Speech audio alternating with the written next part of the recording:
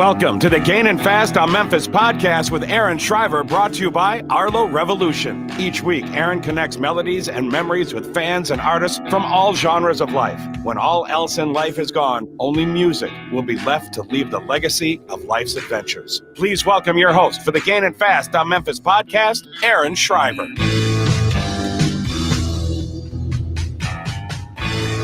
I wish I drank again.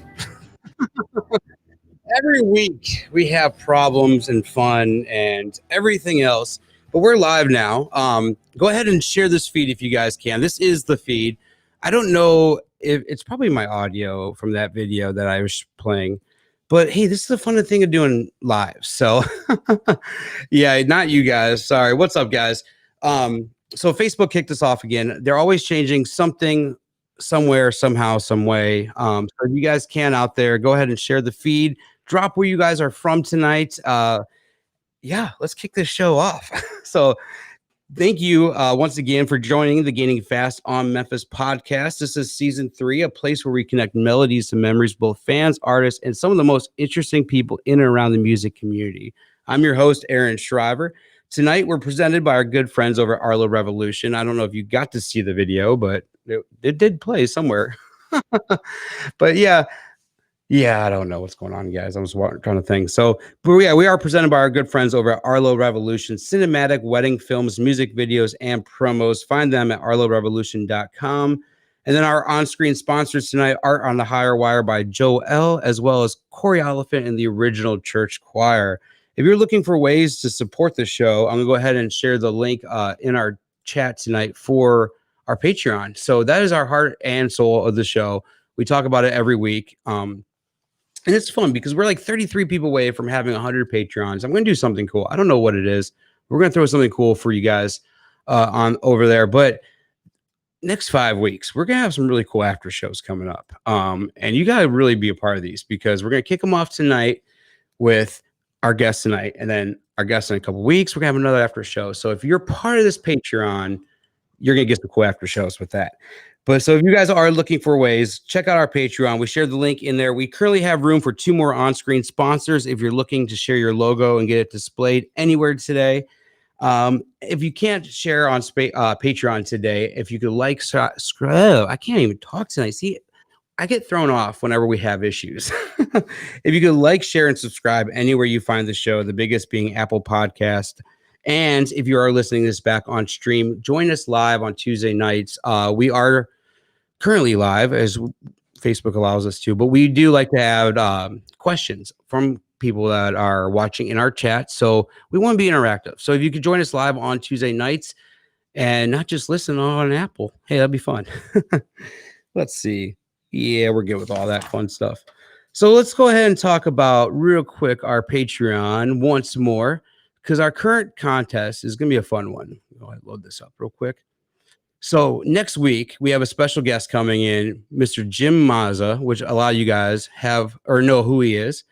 But we are going to have a nice little giveaway with a nice Jim Mazza print, $25 Chief merch card, and one of our last, unless I get some more ordered, Jeremy Spillman, Divine Devil's book. God, guys, I'm off tonight. Sorry. So I have a different co-producer, and it's just been a wild time. I'm quarantined from work right now, so my co-producer couldn't come over to the house. So I got my wife sitting in, and I'm just gonna blame her on everything. She's going crazy. She goes from guest to co-producer in like what, a month. So, but if you guys can check out the Patreon, every month we do have some awesome giveaways. This is our November giveaway. I'm currently working on some really cool ones for December, and I can't wait for that. But check it out. Our after show tonight is going to be phenomenal. But yeah, I'm ready for the show. What are you guys thinking of? Irish Dave has joined the chat. Everybody can breathe now. So if you guys are listening live, Irish Dave is here. So we are good to go. But guys, I can't wait. Tonight we're going to welcome in singer-songwriter and big barn artist Warren Garrett. He's from South Carolina. He's been playing music since the age of 8. I'm just excited for tonight's chat because we're both going to get to know this guy at the same time. So let's go ahead and meet tonight's guest and bring Warren on in. Purple? Yeah. What's going on, y'all? What's up, dude? You're supposed to have some intro music. There we go. It's all good, man. It was in the background a little bit. What's going on, man? Not a whole lot, man. How are you? Oh, man. Sorry for all the rookie mistakes tonight. First, Facebook messed up, and now I'm like, I don't know what happened after that. Dude, you are all good. If there's anything I've learned for playing live for a long time is that if something can go wrong, it will. So It's fun doing it live. Everybody gets to see the mistakes as I make them. That's the story of my life, man. The dumbest things I've ever done in my life have all been on stage in front of a crowd. So you just gotta get used to it after a while. I think tonight, dude, it had to be something with the music or Facebook. I'll probably just have it muted all next week for the intro. So, but oh well, let's talk about you and not about everything else. So, man, I'm glad to have you here. Go ahead and just tell me a little bit of backstory about you for real quick. Well, man, like you said, I've been playing since I was 8. And what I like to tell everybody is that when I was younger, my dad said, "Hey, son, I want you to play something." And the only thing I was big enough to pick up was a mandolin. And so I started playing bluegrass with my dad, and it kind of took off from there. I mean, you can't make it up that I am from so far in bluegrass country in South Carolina. David, thanks, brother. But that we were playing in a circle. It was one of my favorite memories in playing music. We were playing in a circle, and everybody takes turns at these bluegrass jams. But it was called Cousins Country Store in South Carolina. And so I kind of grew up in the bluegrass scene. And then my dad bought me my first guitar, my first electric guitar, and I started playing rock and roll and playing lead guitar for rock bands and stuff like that. And really got into writing songs when I was 12 or 13, and found out that it was my favorite way to figure out how I was feeling and figure out how to communicate that with somebody else, or maybe they were feeling the same way, or something that they could latch onto and use that to express themselves too, and so it really just became my avenue for processing stuff going on in my head. Oh, go ahead. Yeah, when you were 8 years old, what were you listening to? Like, what was your parents like kind of listening to in the background, or where were you?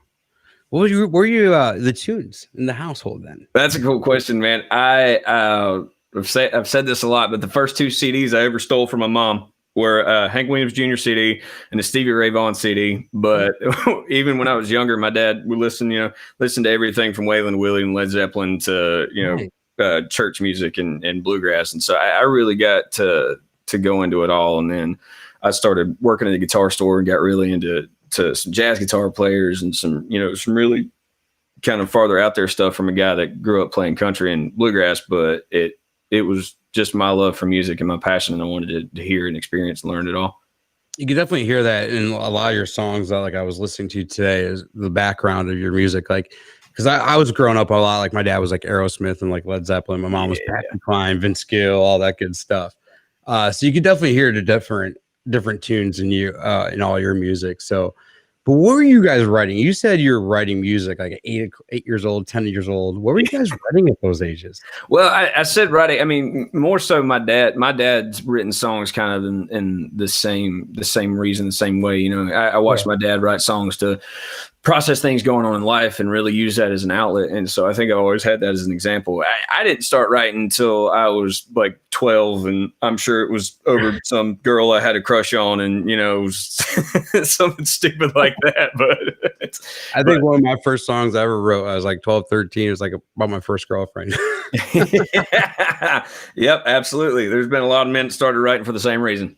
Oh yeah, and there's some men that's still right for the same reason. Still right for this. There are industries that still right for that reason. So when you start playing, and like kind of when you get to high school, did your music change at all, or did you really stick to your guns? So like a lot of us rebel when we hit our teenage years, and I'm telling you, when I was researching today, when I started typing Warren G, and I got a lot of good Warren G comments. I almost introduced you to regulators tonight. So, dude, no, I know the regulators. No, man, I know them because I will have complete strangers come up to me at shows and just go, regulators. Now that's what you need to start doing, dude. Whenever you start hitting the stage, your intro needs to be regulators. Absolutely. Just to see who gets it. Just to see. Oh, dude, everybody will start bobbing their head. They'll be going crazy. I might steal that idea, man. Hey, roll with it, man. Oh, so when you hit high school, did anything change for you? You really still on the countryside? No, man. I mean, I dove into rock head first, and Nice. I love rock and roll. I still listen to a lot of rock bands that people probably haven't ever heard of that come through town and stuff like that. That I find that I love it, man, and I love the edgier side of country now too because of that. Because when I turned 12 or 13, like I said, my dad bought me my first electric guitar, and the first song I learned was "Smells Like Teen Spirit," and my rock and roll soul went from there, man. And so that still plays into a lot of my music. I think I like the grittier and the edgier side of country, and so it really went. I mean, I did a full 180. I went from bluegrass to straight up rock and roll and playing the guitar for people. Man. So. I like that though. I mean, I definitely like that. Like I said, your music, you could see the rock side. I haven't seen much of the bluegrass side though. You probably won't, man. I can't sing through my nose all that well. So there you go. I was gonna say, is it gonna come eventually? But so you got out of high school. Did you ever go to college or? I'm a two-time two-time college dropouts from a college that probably had tech in the name twice somewhere somehow. I just keep going back, and I did 2 out of 3 had tech in the name. No, I'm not dissing that, by the way. I'm just saying I never really had university aspirations at all, so I dropped out from tech school twice, and I mean, I've thought about going back just because I love to learn, but it was. You're always passionate about music, though. Yeah, 100%. That's what I was gonna say. I mean, when you grow up at 8 years old on music, I mean, that's kind of like your blood, man. Yeah, it is, man. So, so when you got 21, you said screw it, let's go. I did. Well, I met 2 guys, and dear God, 2 guys I wish I'd known better. By the way, anybody out there listening, know your roommates before you move in, all right? Because I could tell you about 100 really funny stories now, but know the guys you're moving in with, the guys and girls you're moving in with. But these 2 guys that I barely knew from my hometown, they called me one day and was like, "Hey man, we know you love to play, and you've been talking about Nashville, and so do you want to move?" And I was like, "Well, sure. When are you moving?" They were like, "Next week." It's a done deal. And I mean, I packed everything I had in a 1990 lifted Chevy truck and drove that thing to Nashville and slept on the days in floor for the first 3 or 4 days, and then till I found a job. So that first week, I mean, you got to tell me that the whole first week when you first get there. Did you have second thoughts at all? Oh, yeah. Like on the way there, like what was going through your head, man, when you're driving up there? Well, about every 5 minutes. I mean, is any stubborn, strong-headed, somebody from a small town probably tell you, it's like at some point you just want to get out. At some point you're just like, I got to leave. And so I think that was my main driver. And I knew how much I love music, and I knew that I wanted to be in Nashville. And when I told my mom I was moving, she wasn't surprised. My mom looked at me and she said, "Well, I've always known that this is where you'd end up, where you'd go." And my dad was a little more surprised, but my mom wasn't. And so I just needed to get out. But I didn't have any second thoughts. But hindsight's 2020. And looking back, I was like, man, I should have planned this better. I mean, yeah. Hey, but when you got drive, man, and passion, that's all that really matters, because you knew what you felt in your heart. You wanted to dive into it. You wanted to go for it, and you did. I mean, and a lot of people, they won't last past that first week of sleeping on days in floors and everything else. So, So did you finally get a job, or what happened, man? I did, man. I remember this. I just remember this talking to you. And you're right. And that's, for me, I've told everybody that if you want something, I don't care what it is that you're passionate about, just go do it. Just start doing it. Figure it out. Is it necessarily the best way to go about it? Maybe not, but it's a reason to start, and it's a place to start. And at the end of the day, that's all I needed at that point, was just somewhere to start. And but yeah, I responded with one of the guys that I ended up living with. I responded to an ad on Craigslist, which was probably another bad idea, but it was for a bouncer at a club here in town. And so I bounced at Coyote Ugly for a little while. In Nashville? Oh, all right. Yeah, man. Yeah, I was probably down there for a couple nights. Well, I mean, wow. That's awesome. So Coyote Ugly, and then you end up playing there, or no? You end up playing at? I actually, while I was bouncing at Coyote, I got my security, all the security stuff that you have to have, and bouncing for Tootsies. during the day. I would bounce for Tootsie's during the day from about 10 a.m. to 6 p.m. and then have an hour break. And from about 7 p.m. to 3 a.m. I'd bounce for Coyote Ugly. Sweet. Yeah. That is a hell of a gig, man. Dude, I was going in hard, like, man, you know, if I'm going to do this, I'm going to do it. So that is awesome. So I'm playing at Tootsie's and you just a regular? Yeah, well, man, it's funny because the guy that books for Tootsie's and a lot of people in town have I see a picture right there, man. I remember taking that.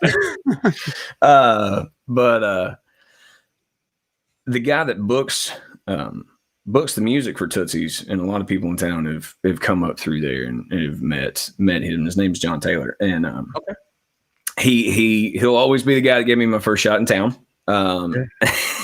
And but he walked up to me one day and I was bouncing because I worked for him. He owns part of the club, and so I said, "Hey, John," I said, "I know I'm bouncing for you and I'm working the door, but I said, I really want to sing." And he said, "Can you sing?" And I said, "Well, I mean, I'll leave that up to you, but I'd sure like to try." And he said, "Well, go." He said, "Go up there and sing me a song." And I said, "John, there's a band playing." And he walked up to him. He said, "Y'all stop." And I was like, "Oh man, there couldn't be more pressure right now." But I got up there and I sang a song, and he said, "Sing me 3 more." Which one did you sing? I remember singing Old Red, and I'm trying to remember the other two. It's probably Old Red, Hank Williams Jr. song called Outlaw Women, and I don't remember what the other one was. I'm just kind of curious if you're giving, like, if the guy that books at Tootsie's gives you one chance to sing one song, what was your go-to? That's what I was kind of curious. What's one song you're going to dive into? Yeah, I think it was Old Red, but I don't remember. All right. It was just something that I knew that I wasn't going to screw up. Something that I knew that I was like, I know the chords, I know the words. You know, you can say if I can sing it with a buzz, I can sing it. So that's probably one of those. That's all right. That's awesome, man. That's really cool. Yeah, man. And you're getting the gigs. I mean, so that was kind of your first start or your first kind of break you got? It was 100% my first start because he asked me after I sang 3 songs, he said, "Okay, cool. You want to go to Panama City?" And I was like, "What are you talking about?" And because at the time I didn't know that there was a Tootsie's down there. And the way it works for anybody that doesn't know is when you start playing for them, at least back in the day, I don't know how it works now, but back in the day, they would send you down to effectively train with some entertainers, and he sent me down to meet this guy named Archie Van, and I didn't know it at the time, but Archie Van was Hank Williams Jr.'s guitar player for a long time, like on the bus he told me he was on the bus when they were at Country Boy Can't Survive, and so I was in country music heaven just trying to learn from him. That's what I'm saying. I'd be a pretty good little guy to learn from. Yeah, I definitely could do worse, man. And he was a great teacher, and the whole band that was down there way back then, they were all real good too. I mean, they would push you on purpose. They would piss me off on purpose, and one of them would be like, "Hey, you suck," and you'd get real mad, and then you'd go out on stage real mad, try to do even better, and then I actually had that happen. I pissed off in the middle of the show, and when I smoked, went out, smoked a cigarette, came back in, and just killed the rest of the show. We did great, and then my drummer came up to me. He was like, "That's what I was looking for." And so it was this whole thing where they were trying to teach you how to do, how to bring the best out in yourself as an entertainer. I bet you learned a hell of a lot that week. That time. Yeah, I did, and I kept going back for more too. I don't know what that says about me. No, but that's good, man. That's awesome. So you did things the non-traditional way. I was reading earlier. Tell me what the non-traditional to traditional way is when you go to Nashville, in your opinion. Well, I've told people for a long time that I'm gonna if I ever write an autobiography, it's gonna be called Stuff Not to Do. And because I feel like I did everything backwards, I didn't have a plan. We loaded up, got a $35 hotel room, slept on the floor, just found whatever job I could, and came up bouncing and stuff like that, just trying to figure out, who I was and how I sounded and what I wanted out of music. And I feel like there was probably a way smarter way to do that. And since I've been in Nashville, I've seen people do it different. Like, oh, that's what you're supposed to do. You didn't play much in South Carolina before you left when you were 21. You kind of just went to Nashville, and you had your sights more on songwriting or more on kind of the artist side of things? Man, that's a cool question. And it's a question that I kind of struggled with for a little while. When I moved to Nashville, I told myself I just wanted to be there. And then I actually ended up leaving, and I came back, and I told myself I just wanted to be a songwriter. And I tried that for a while, and I started to realize that the songs people were writing, the songs they wanted to write, weren't honest enough for me. They didn't really connect with a place that I could be honest singing them. So I was like, man, I feel like I really want to have some artistry. I want to have some control over what I'm singing on stage.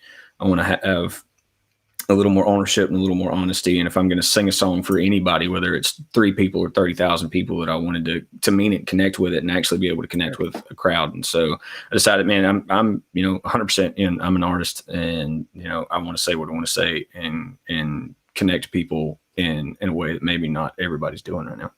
Yeah, man. I get definitely a lot of your songs, man. We'll dig into your songs here in a little bit, but a lot of your songs I feel that I connect to a few of those, and especially first time. We're going to dig into all that. Yeah. So you didn't play though much in South Carolina before you left, but you got something really cool in South Carolina. Tell me what happened with, you got a BMI award? Yeah, I did, man. That was kind of going back, and you were talking about the non-traditional route earlier. Yeah. And I kind of think that it was probably based on a lot of that when I said it, that a lot of people build their fan base at home, and they play shows at home, and, they kind of cut their teeth and figure out what they're doing and how they sound. And then they move to Nashville, which is probably, you're supposed to go from, little league to the minor league to the major league. Yeah. And I didn't do any of that. You went head first. I love this, man. So I was just like, man, that's where I want to be. So that's where I'm going to go. And, but yeah, the BMI award thing was really cool. It was the first song that I'd ever put out under my name and said, hey, this is what I want to do. And I'd written it with a friend of mine here in town, and heard about this competition. There's a competition that's just for people that were born in or live in North and South Carolina that do music. And my song got nominated that year for BMI. It was the Songwriter of the Year award. And it was really, right? Yeah, no, it wasn't for the first time. The song that I actually pulled down because of the reason I was talking about earlier. I was like, it didn't really connect with it. It wasn't a bad song at all. It was a great song. It was a well-written song, and I was proud to be on it, proud to write it, but it didn't fit me as an artist. But that's the song I won the award for. And it felt really cool to be in my home state and win the first award I'd ever won for music. It kind of felt like coming back home and the home state being like, all right, cool, we're with you. We got you, we think you're doing something cool. That's cool though, man. Because you didn't play much out there. I mean, sure, now you're probably going back and playing a lot in South Carolina. Well, when you can. I mean, other than 2020. I was thinking today, we need that damn thing from Men in Black that's just going to erase the entire year. Yeah, just the December 31st. Hold it up and just boom, the whole thing's gonna be gone. Yeah, year's gone. Everybody's gonna be out touring. We're gonna be in the crowd at a show, and it's just gonna be like, oh shit, what the hell happened? It's 2021. You're not gonna know nothing. Not gonna know. You're not gonna remember anything. Like, shows weren't a thing for a while. We don't know. Yeah, right. Well, how are you? I mean, we'll go on to that too. How are you doing as an artist this year? Just coping with not really getting to play that much, or not really? Because for me, as a fan, I was telling someone this the other day. I go to concerts, and that's my therapy. That's my life. I mean, I go there and I'll laugh, I'll cry, I'll let my emotions out, and I mean, I live in the pits of concerts. And for an artist, how are you coping this year and not being able to have those connections with fans and everything? Man, it sucks. It's brutal. It's obviously been brutal on everybody, anybody involved with music. Like you said, the fans that are passionate about it, the people that play it on whatever level, the production teams. I mean, everybody involved with music that has been hurt and affected by this. And so, It sucks for me because my passion is entertaining. My passion is being in front of a crowd. My passion is that, that connection and that energy. And like, I love that. It's high and I love that. But, like I said, it sucks. But I feel like there's also opportunity to try and figure out different ways to connect with fans, when something like this happens, And so I've really been trying to focus more on that, on going, hey, I'm going to try to provide a different kind of experience, or doing the lives and things like that, or, playing where it can, doing the social distance thing or whatever, but just trying to pivot into something else and find something that still allows me to do what I love to do. Yeah, I'm going crazy this year already. It I got a sucks, dude. little taste of it. I went to Lynchburg Music Fest like a month ago and got a little taste of it, but man, other than that, whew. Yeah, dude, it's brutal. It sucks. It's awful. I can't wait to be back on the road full time. Yeah, so you actually have over the last couple of years came up and played a lot in Chicago. Tell me I know you do a lot of covers when you do, but when you play originals in Chicago, how is the country music feel here? Because I know Chicago's never been a real rich country music town, but lately I feel like it's really given with the helps of people like David that's in the chat room and Ed that runs Joe's on Weed, just different things like that. I think is really bringing country music back to Chicago. But how's your shows when you play here in town? Dude, I love that you asked that, and I love that you said that because I completely agree. And I was actually, when you were saying that, I was like, I'm going to call Dave out, but see, he's talking shit in there somewhere, which I'm sure he is.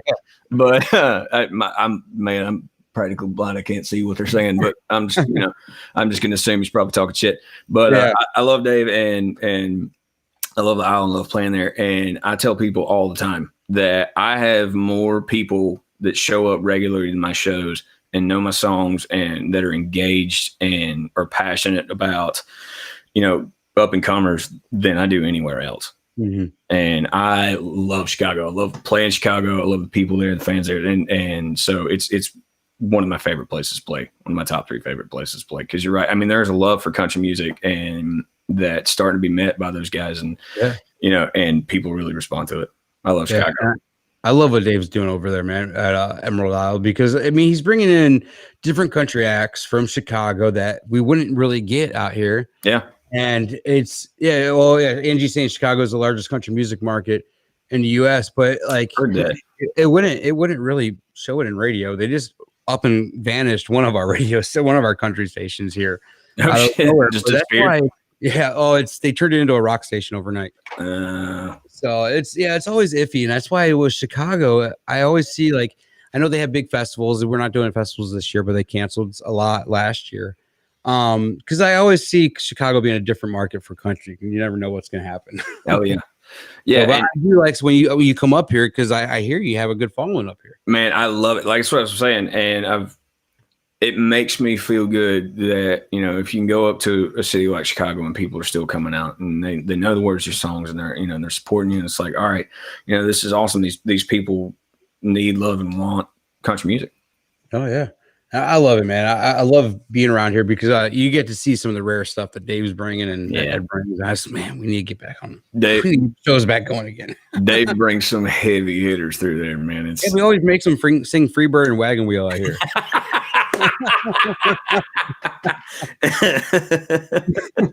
I told him that because he's got that song or got that sign that says no wagon wheel, no Freebird, but it always reminds me of that Freebird. Smart ass. He always reminds me of that sign in Wayne's World, No Sweet Home, No Stairway. Yep. I always tell him bring him one of those, No Sweet Home, No Stairway. That is amazing. So going back to the quarantine and everything, and just how the whole year is, but you had one time you said you use music as an outlet and to help process life. And I was talking about how I use concerts kind of as my outlet, but for you, how do you do that? Like in a way, what's your outlet for music?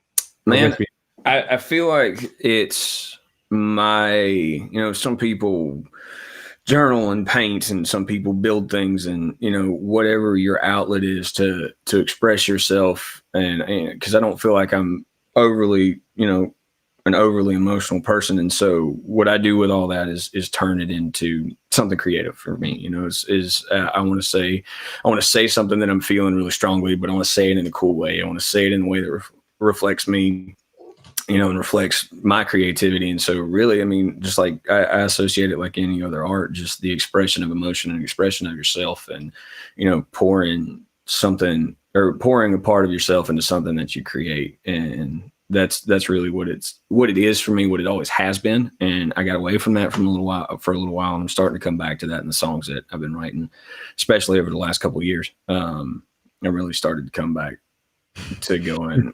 We got a bourbon helps as an outlet too in the chat. Is that David? Yeah, no, I picked the right. Yes, it does. I picked the perfect year to quit drinking, man. I'm telling you. Dude, I don't think I could have done it. I respect you. I couldn't have done it. Oh, we got JC, our co-producer, chatting away in the chat tonight. That's awesome. What up, I wish dude? you were here tonight, man. I missed you tonight for sure. So, but yeah, it's better safe than sorry. It's a crazy year, like we were talking about. So when you get ready to write songs, we were talking about earlier how you really, when you came to town, you wanted to be a songwriter and artist. For you, is it easy to write one, or is it a little harder? I know because some people can kind of just sit down and write a song in a couple minutes. Some take a couple days, but for you, how does it come for you? It's done both. So like I said, I mean, I try really hard to find cool ways to say something or cool ways to phrase something or, cool ways to say, this is how I'm feeling, from this perspective. And so I've had them, if I've really got a feeling it's just in my chest and it's like, it's eating me up, then I've gone outside, sat on the porch and I've written songs like that. That song Whiskey Makes Me Mean, I wrote it in probably half an hour, 45 minutes. Because I was like, this is how I'm feeling. This is what I want to say. And that's the way it happened. But, and I haven't changed it. But there's other songs that, that I'll write and be like, oh, that's not right. And, I'll work on them for a month or a month and a half and go, and, finally it'll click and go, that's the thing that it's missing. Or this is the piece that I couldn't figure out what it was. And it just took a little more time. So honestly, I've done it both ways. What do you find is the biggest struggle for you for writing a song? Right now, I'm really focused on being real, being honest, and being real in a way that people are going to connect with, and talking about something that somebody out in the crowd is going to go, you know what, I've dealt with that. I felt that way. I haven't heard anybody say it like that before. I haven't heard anybody say it before, and not necessarily be this polished thing, but to put something out there that's really going to grab somebody and go, man, that's really cool. It's something I really relate to. And, it's real and it's honest. That's cool, man. It's just, because that's what, for me, like when I was kind of researching tape, I was listening to a couple of your songs and I was really digging into them. I'm like, I think that's where I connected with most with you because you're real, you're honest. And I think over the last couple of years, country kind of got away from that because to me, country music is sad. It's sad songs and it's real life things. And it's not all about drinking and pickups and all that other good stuff. Yeah. Tailgate, fan lines, boots. Yeah. It needs to be sad again. And I think that's what we were kind of missing a lot of the real life country out there. So yeah. Be honest with you. That'd make a great t-shirt. Somebody needs to make country music sad again. Well, there you go. You need a song. But yeah, no, I mean, I completely agree with you because those are the songs that I grew up on, man, and I grew up on, stealing my mom's Hank Jr. CDs and listening to those songs. And yeah, I mean, you've got your party songs, you got your good time songs, and everybody needs those. And those are just as much necessary because it's easy to write a sad song and it's hard to write something that's going to get everybody pumped up. And you could tell your parents' mood when you were a kid by their music. Yeah, 100%. And that's what it's supposed to be. It's supposed to be an expression and a relation and something that connects people and goes, hey, I don't know how to say this, but this, this song did, this song does. It's what people have, it's why couples have their song. That's why you've got your sad song. That's why you've got your I'm going to go out and get drunk or stoned song, because it's supposed to connect you with something else. I totally agree. Yeah. And music, I mean, I don't know. You get so much that's fabricated now these days, but there's seldom that you get artists like yourself that are kind of coming back up again and coming around again that are real life singers and real life songwriters. Yeah. Because I'm a fan of the songwriter when it comes down to it. So it's always the fun part. Yeah, it is, man. I love that too. I mean, don't get me wrong. There are people in the industry that can sing their asses off, and they deserve to be where they're at, even whether they write their songs or not. Well, but then you got people that can't sing worth a damn too, like Chris but he could write the hell of a song, man. He's no male vocalist, but damn, is he a songwriter? Yeah, exactly. And I mean, that's what people connected to, is that you could hear, and that's kind of what I was getting into, is that even, he wasn't the best singer in the world, but at the same time, people connected to him because you could hear what he felt when he sang it. And that's what I love is that, if the writer and the artist are the same person, they take you to that same place. So I got this picture up here with Daryl Worley. You ran into him not too long ago, man. Tell me, was he an influence for you coming in? To be honest, I knew a couple of his songs. So I knew who he was. Mm-hmm. But I mean, nevertheless, it was an honor to get to meet him. And I have been honored to meet a lot of famous, or not a lot, but several famous people.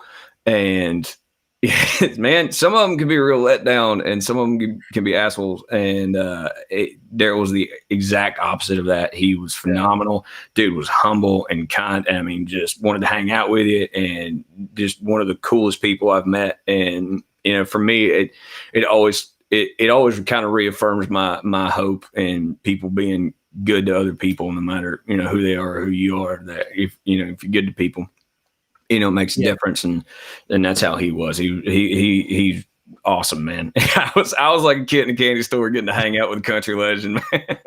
Yeah, he's amazing guy, amazing singer too, or just artist all around, man. We used to go see him live a bunch of times. So yeah, I was going through some pictures today and saw that. I was like, yeah, we gotta bring up some Gerald Worley today. Yeah, dude, he can still sing his ass off too. For anybody that's wondering, if you get a chance to go see him live, do it, because I actually met him after a round.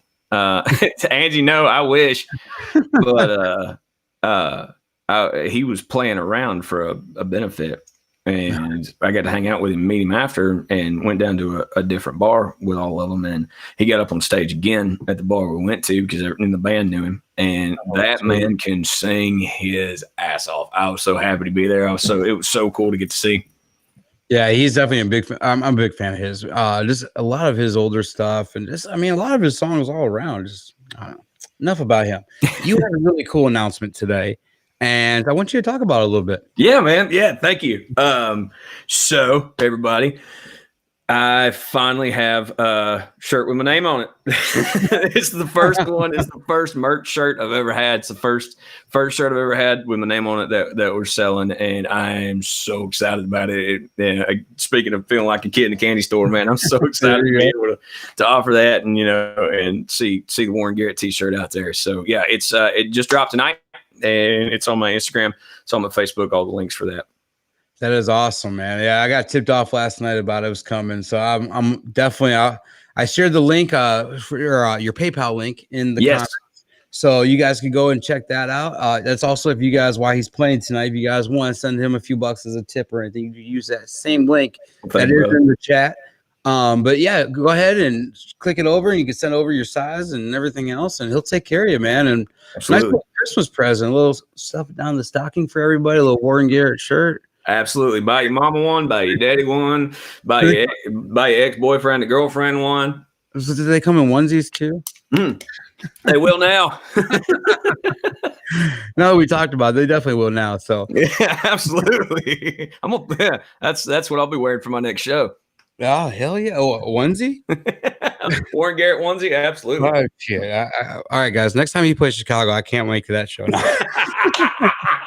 We're gonna have a little button down flap in the front or the back of it. Like the old school Christmas PJs. I'm putting water all over myself. Now I'm laughing so damn hard. All right, man. So every week with our guests, we play a little game called Hot Seat, where I ask about 9 questions, and we see how fast we get through it. Cool. We're going to try to do this with some background music, but I don't know if it's going to work. All right. I don't even think she. Oh, yeah. She's on a delay over here. That's why. Can you go ahead and hit that button real quick for me? There you go. All right, dude. Your dream Crossroads episode, you and another artist from a different genre. Alive or Dead? Either. Waylon Jennings. Well, that wouldn't be a Crossroads, but oh man, Prince. Oh, hell yeah. Yeah. The first cassette tape you ever owned? First cassette tape? Yeah. I think it was actually a Hank Jr. cassette that I stole from my dad. Nice. What's your hometown famous for? Being right next to Clemson. All right. Being the place where you get a hotel when you go to a Clemson game. One song you wish you wrote. Oh my God. Dude, there's so many. I'm like, man, I'm gonna nail this. I'm gonna do all these real fast, and that you hit me with that one. Oh, we got halfway through. We got through 3. Dude, really anything off of and I get it. I know I look like a Sons of Anarchy knockoff character and and all this. I get it. I know how I look, but I do love Brantley's music. So really anything off of that last record, Fire and Brimstone. All right, yeah, man. What was your first job? Your first ever paying job you had? Working with my dad. My dad had a logging company for a couple of years, so toss around chainsaws in the woods was the first thing. Mm-hmm. There you go. What's your favorite vehicle you ever owned? The truck I have now, to be honest. It's a Dodge 1500 Ram Sport. I love that truck. Oh, dude, that's awesome. Your favorite Halloween costume you ever wore? I was the Big Bad Wolf this past year. That was pretty fun. It's just a shirt that says Big Bad Wolf. My girl was Little Red Riding Hood. So that was quick, simple, easy. That's my favorite kind of costume. That is awesome, man. So if you're off the road, you're not playing any gigs, you want to get away, where are you going? Where's your favorite getaway location? Depends on the time of year, man. But I love, I'm right here in Tennessee, and I love Gatlinburg in the wintertime, covered in snow and all that. But either that or anywhere with the beach, man. Anywhere with a beach and a good rum drink. I'd be good with that. Yeah. And then last but not least, but something on your bucket list, something you want to see, something you want to do, something you want to accomplish in your lifetime. Man, I feel like that's another one. There's just so many things that I'd love to do. Lately I've been thinking a lot about how music impacts people. So I think it would be really to figure out how to create something that connects with somebody and it's going to help them in some way. All right. I like that, man. That's definitely cool, man. So we're gonna get ready and have you close this out with a couple of songs tonight. Yeah. But let's we'll go into that, but let's talk about First Time, man. So it's one of your current songs right now. Yes, sir. Let's break it down. If you guys don't know or haven't heard it yet, it's kind of your first time you got broken up with, right? Yep, absolutely. It's about the first time, and it's about the feeling. I thought it was kind of strange that the feeling that you get when you're a teenager and you get your heart broke, it never changes. I mean, you can be 65 and you get your heart broken, it feels exactly the same way it did when you were, 16. And so that's what the whole song was about for me. And it's actually a description of my first breakup. I owned a green Nissan 240 SX, and it was a little sports car that my dad and I built in our yard because somebody gave it to me and they didn't want it. And they were like, hey, if you want to fix this, you can have it. And we changed the motor out in it and finally got it running. But that was my first car. And so that, put that in the song. And I wrote this one by myself. This was another one of those quick writes, kind of, something I was going through a rough patch. And I was like, man, this still feels the same as it did 10 years ago. Yeah. I think it always will. Yeah. Until you find that right one and everything, it's always going to feel like the first time, because that first breakup was always definitely it sucks. Yeah, absolutely. The first broken heart sucks, man. Yeah, it does, man. And so, I thought that, I feel like cool's the wrong word, but I thought that was the interesting thing about it, is that I was, I'm a grown ass man sitting in my apartment going, oh man, I feel like I'm, 16 years old getting my heart broken for the first time. As a dad, I already think about that for my kid. Like, what am I going to do? Like when he comes home and just this broken heart, it's like, what am I going to say to this kid? But it's kind of like, you just kind of let him deal with it, man. Yeah, man. I can't imagine. That's something you got to really learn on your own and just kind of deal with, and give him a little bit of advice, but that's a pain that you're always going to feel. Yep, it is, man. And you got to find your own way to process through it. You got to find your own outlet to get past it. All right, man. Well, we'll give it up. I'll go ahead and hide a little bit and give a. Let's hear some First Time, man. Thanks, man.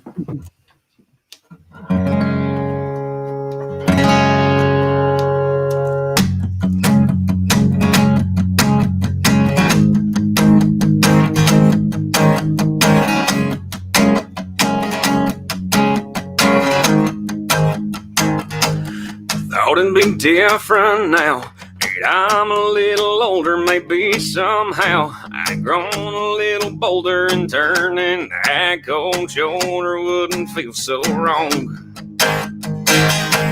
Every time my clock runs out, she says, baby, it's over. I snap right back to a parking lot in Georgia, and I'm 17 in a little green knees, I'm breathing deep, trying to hold on to something I'd already lost, and all I can say feels like a first time every time my heart breaks.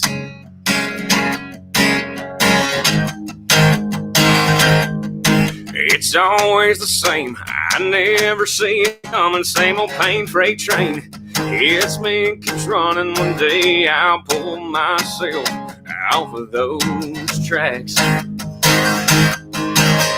Until then, I've got a steady reminder of what they all chose to leave behind. And then I'm 17 in a little green piece, I'm breathing deep, trying to hold on to something I'd already lost, and all I can say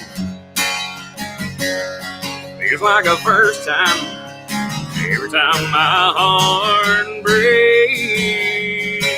Yeah.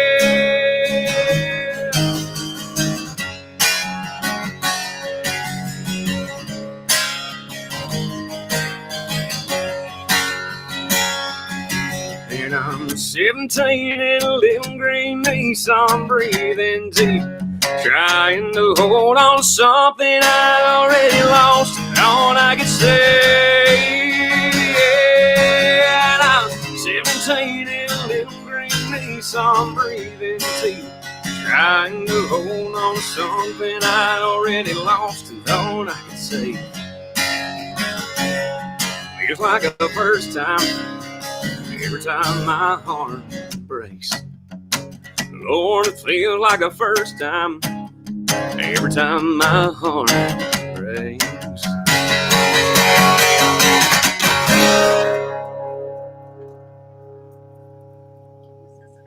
I love that, man. I was jamming to that one today. Thank you, man. I appreciate it. You probably got like 20 views on your YouTube from that. Well, I appreciate it, man. I was listening to that one, and then definitely this next one too. So Whiskey Makes Me Mean, dude. That's probably one of the reasons why I quit drinking. But so yeah, Whiskey Makes Me Mean, and it makes you mean in every different way. Yep. Tell me about this song, man. Break it down for me a little bit. Man, this was the second, and I kind of talked a little bit earlier about my journey as a songwriter, trying to figure out what I wanted to say, how I wanted to say it, and that I wanted to be honest. And first time was this song, funny enough, because it's named First Time. The first time was the song, the first one that ever came out of me wanting to be honest and me wanting to just be real in a song. And so that was the first one born out of that. Whiskey Makes Me Mean was the second one. And really the whole thing for me is, you know, it's one of those songs about, you know, you get all the stuff pent up that you want to say that you haven't figured out how you want to say, and then when you get drunk, it just all kind of pours out. You know, you're just too honest when you drink. You know, and that's me to a T. You know, you give me a quarter or half a bottle of Jameson, and I'll tell you all the things you don't want to hear. You know? Yeah, my wife's over here just shaking her head up. Yeah. Yeah, I got two of my friends in Chicago. Actually, they. Every time I play it, his wife just points at him the whole time. Oh, you're gonna have another one now. Every time I come out, if she's with me, she'll be like, "Yep, yeah, there you go." There it is. Yep. She always would say that. She's like, "Yeah, you'd always get mean on whiskey." I'm like, "Whatever." But that was honestly then. That's why I decided, hey, it was time for me to give it up and go a different route. But it's definitely, when I was listening to that song, dude, I was resonating with a lot of different words in it. So I cannot wait to have you guys play it for everybody. Thank you, brother. I appreciate it. In half bottle. Come on, half bottle. I ain't as big as you are, Chris. All right, man. I'll let you go. This is Whiskey Makes Me Mean. Yes, sir.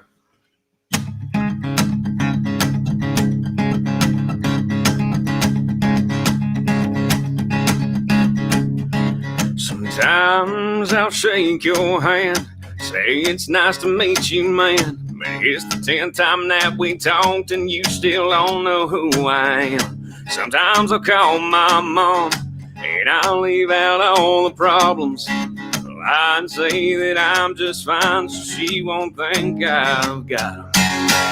When I get a little into me, the truth starts flowing through me. Liquor just keeps leaking through my walls.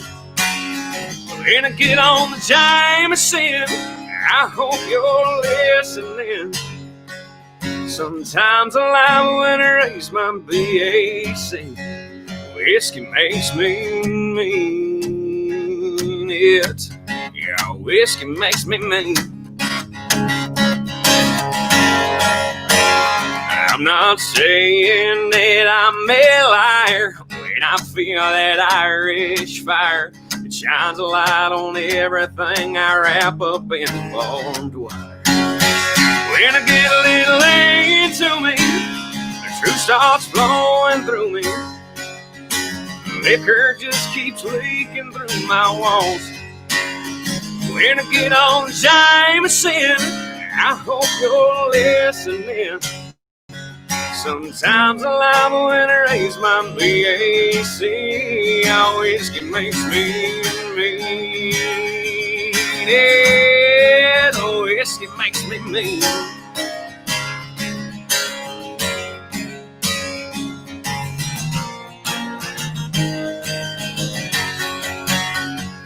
When I get a little into me, that truth just starts flowing through me. Liquor just keeps leaking through my walls.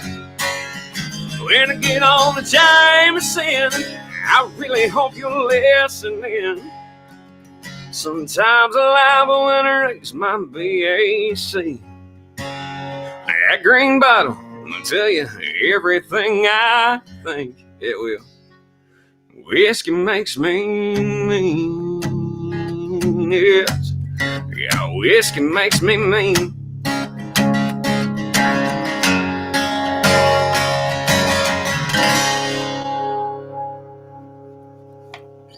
That actually might be my favorite song. Thank you, brother. I appreciate it.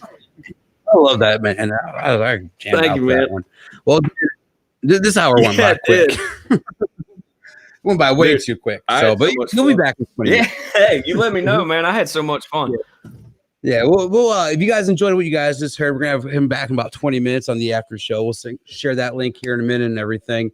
But hey, man, go ahead and tell us where we can find you, or anything you're working on, or what you got coming up, man. Absolutely, man. Like I said, right now we're really excited about the shirt coming out, and so if you guys want one, if you're going to rock one, that's awesome. That helps us out a ton, and it's everything's Warren Garrett Music. So Facebook, Instagram, Warren Garrett Music. I think you can find me on TikTok like that too, because I post little cover videos and stuff. I got on the bandwagon. I know, I get it. Dude, I didn't think about that. I started TikTok for the show, and I should have thrown a little video with you on. I'll do that tonight. Oh, dude, that'd be awesome. Yeah. Because man, it's hard to figure out how long courses are when you're trying to fit them into 15 seconds. But dude, thank you so much for having me on tonight, by the way.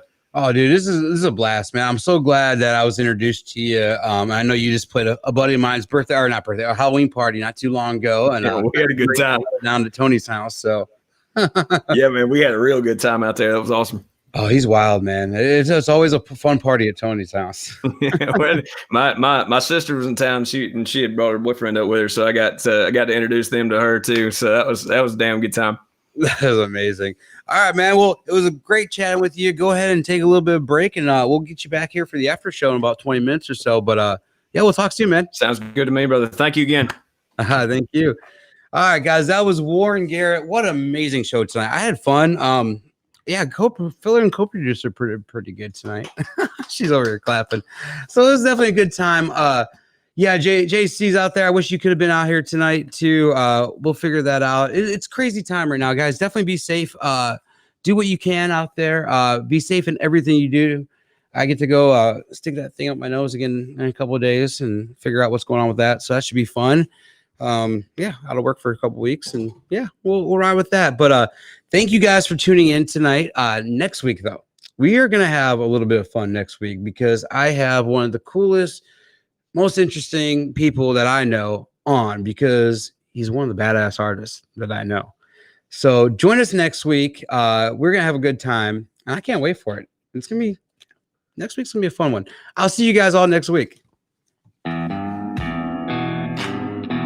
The Gainin Fast on Memphis podcast with Aaron Shriver is brought to you by Arlo Revolution. As we close the book on another chapter, remember, music gives a soul to the universe, wings to the mind, flight to the imagination, and life to everything. Next week, Aaron connects more melodies and memories with other fans and the artists they love. Thanks for being a part of this musical journey, and we'll see you next time on the Gainin Fast on Memphis podcast with Aaron Shriver.